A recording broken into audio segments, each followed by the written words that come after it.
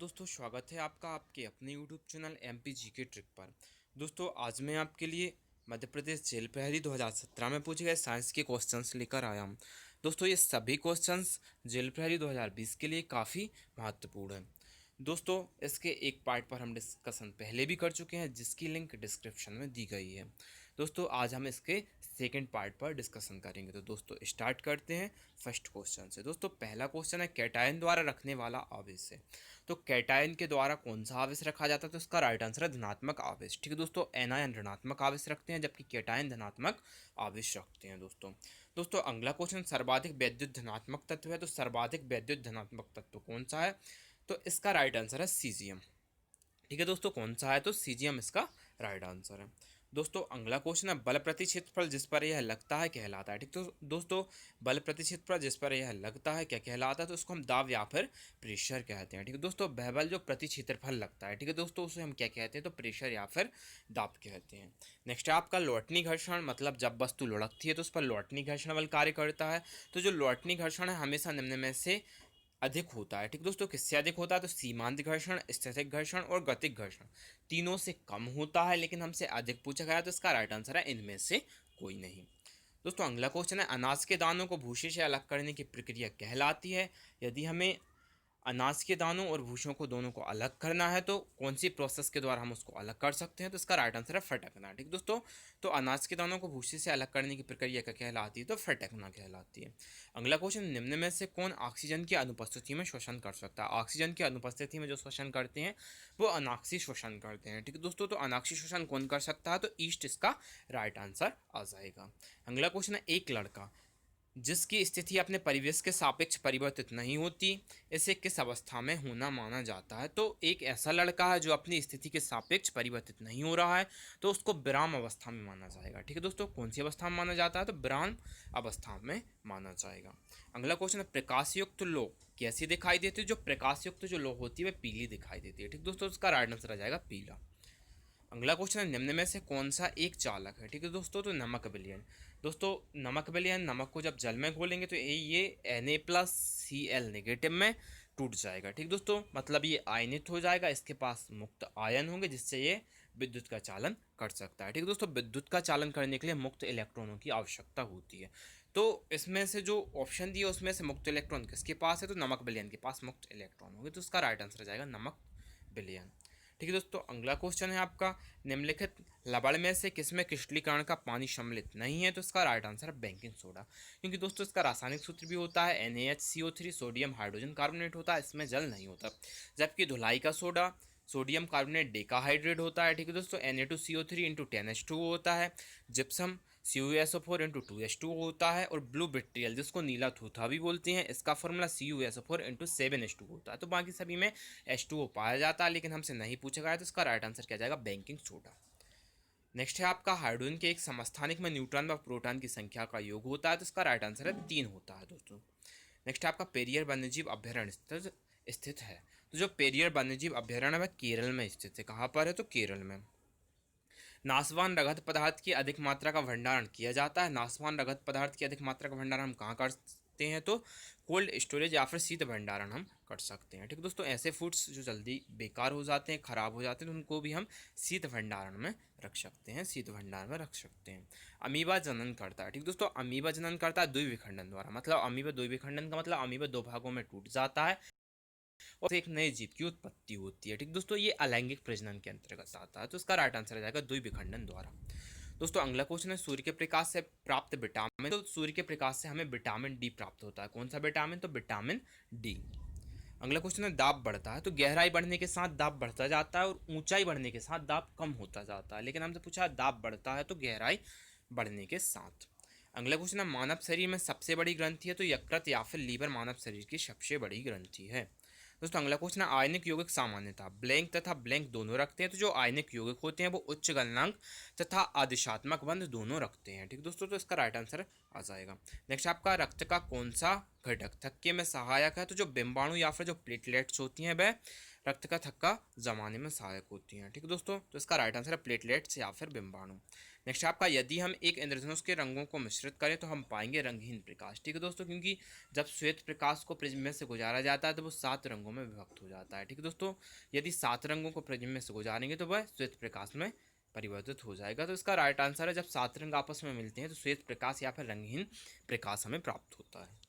दोस्तों अगला क्वेश्चन है, इलेक्ट्रॉन वोल्ट मात्रक है तो यह ऊर्जा का मात्रक है। इलेक्ट्रॉन वोल्ट ऊर्जा का मात्रक होता है। नेक्स्ट आपका, घर्षण बल सतह के खुरदरापन बढ़ने के साथ बढ़ता है। ठीक है, तो दोस्तों आपको पता होगा जितना खुरदुरा तल रहेगा घर्षण बल उतना ही अधिक कार्य करेगा। तो इसका राइट आंसर आ जाएगा बढ़ने से बढ़ता है। अगला क्वेश्चन है, ध्वनि 0 डिग्री सेल्सियस पर निम्न वेग से यात्रा करती है तो 330 मीटर प्रति सेकंड के वेग से ध्वनि यात्रा करती है। दोस्तों अगला क्वेश्चन है, Na2CO3 इंटू 10H2O क्या है, तो यह धुलाई का सोडा होता है। ठीक है दोस्तों, क्या होता है, धुलाई का सोडा। नेक्स्ट है आपका, जब एक गेंद को ऊपर की फेंका जाता है इसकी कुल ऊर्जा, जब किसी गेंद को ऊपर की ओर फेंकते हैं तो इसकी कुल ऊर्जा कैसी होती है, समान होती है। ठीक है दोस्तों, कैसी होती है, समान।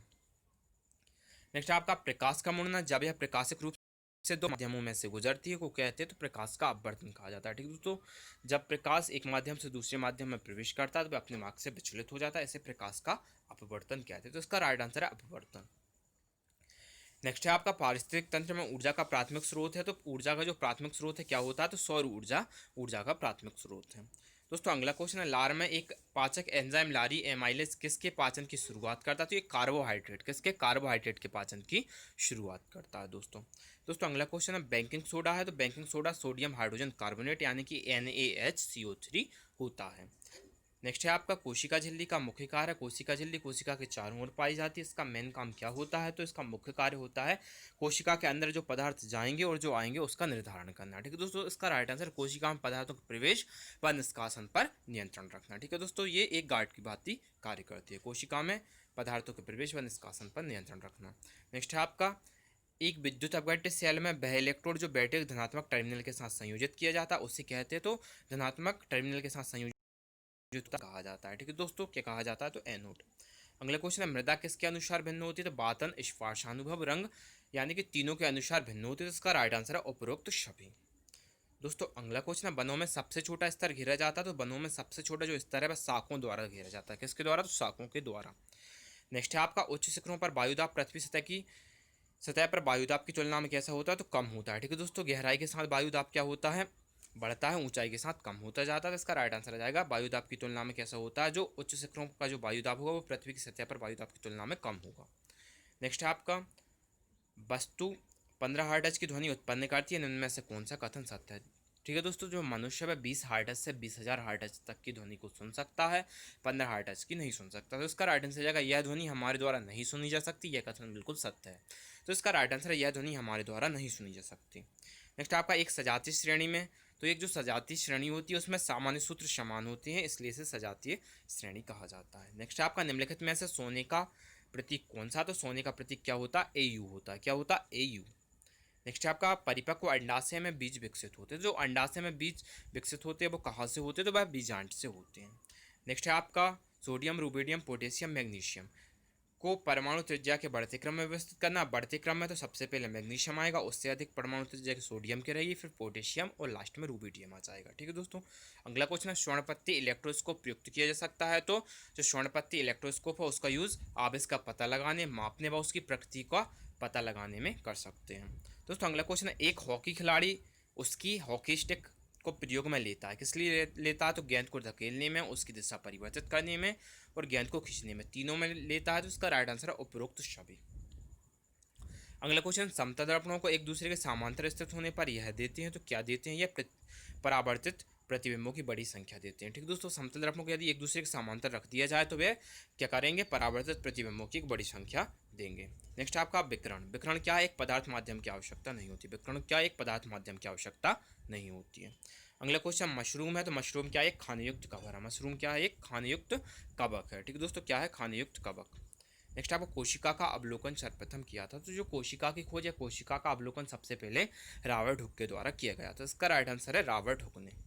नेक्स्ट आपका, धावन सोडा है तो धावन सोडा Na2CO3 इंटू 10H2O होता है, जिसे कपड़े धोने का सोडा भी कहते हैं दोस्तों।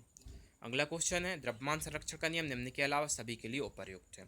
तो किसके अलावा पूछा गया, तो एक नाभिकीय क्रिया के अलावा सभी के लिए उपयुक्त है। ठीक है दोस्तों, द्रव्यमान संरक्षण का नियम क्या है, किसी रासायनिक अभिक्रिया में किसी पदार्थ का ना द्रव्यमान उत्पन्न किया जा सकता है और ना ही नष्ट किया जा सकता है।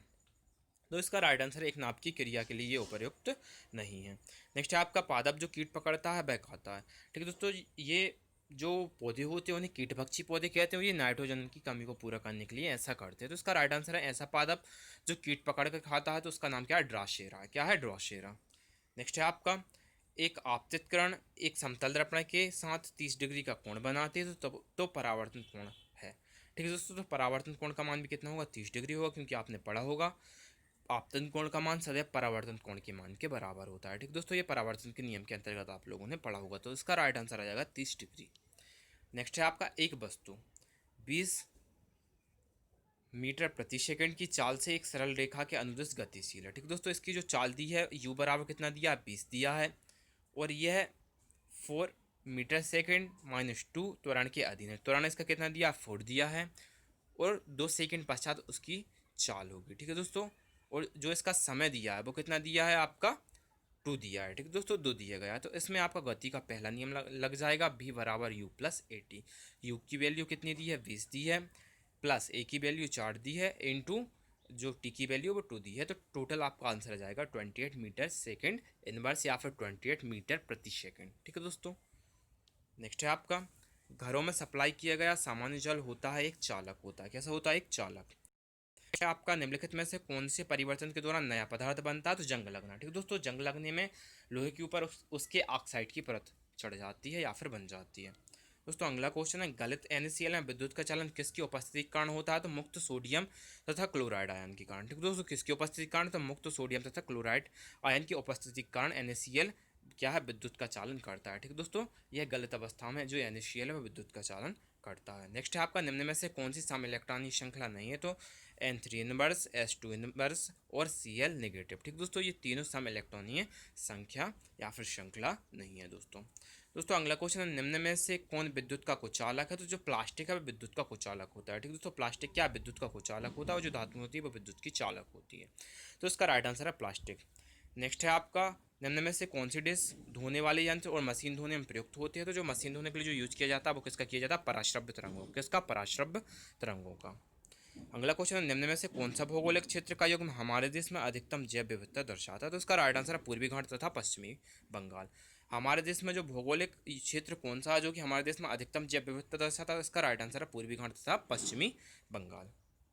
नेक्स्ट आपका विद्युत घंटी निम्न में से किस सिद्धांत पर कार्य करती है, तो जो विद्युत घंटी होती है वो धारा के चुंबकीय प्रभाव। ठीक दोस्तों, विद्युत धारा के चुंबकीय प्रभाव पर विद्युत घंटी कार्य करती है दोस्तों अगला क्वेश्चन है एक कैलोरी तुल्य है, तो जो एक कैलोरी तुल्य होती है वो 4.2 जूल की है। ठीक दोस्तों, 4.2 जूल की तुल्य एक कैलोरी होती है। तो दोस्तों मुझे उम्मीद है आपको वीडियो पसंद आया होगा। धन्यवाद दोस्तों।